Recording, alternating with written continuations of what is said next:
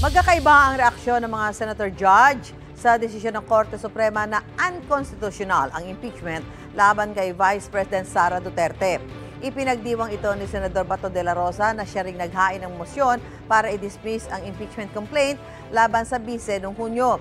Sabi ni na Senador Sherwin Gatchalian, Amy Marcos, Bongo, Jingo Estrada, Raffy Tulfo at Ping Lacson, dapat igalang ang desisyon ng SC. Ayon naman kay Senador Joel Villanueva, pwede isang tabi ng Senado ang pasya ng SC at ituloy pa rin ang impeachment proceedings. Sabi naman ng Senador Tito Soto na naging Senator Judge Estrada at Corona impeachment trials, ganyan din ang payo sa kanya ng isang legal expert, kaya pag-aaralan daw niya ito. Babala naman ni Senador Mig Zubiri, baka makontempt pa ang Senado at magkaroon ng constitutional crisis sa bansa kung hindi susundin ang pasya ng SC. Isusulong naman ni Senador Risa Ontiveros na matuloy ang impeachment trial dahil paraan niya ito para gawing accountable ang matataas opisyal ng bansa.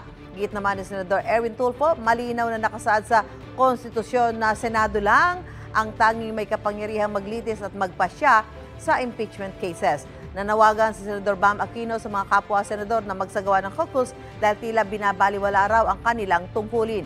Mungkahin ni Senador Kiko Pangilinan, amyendahan ng SC ang kanilang desisyon dahil hindi dapat nito nahahadlangan ang tungkulin ng Senado na maglitis ng impeachment cases.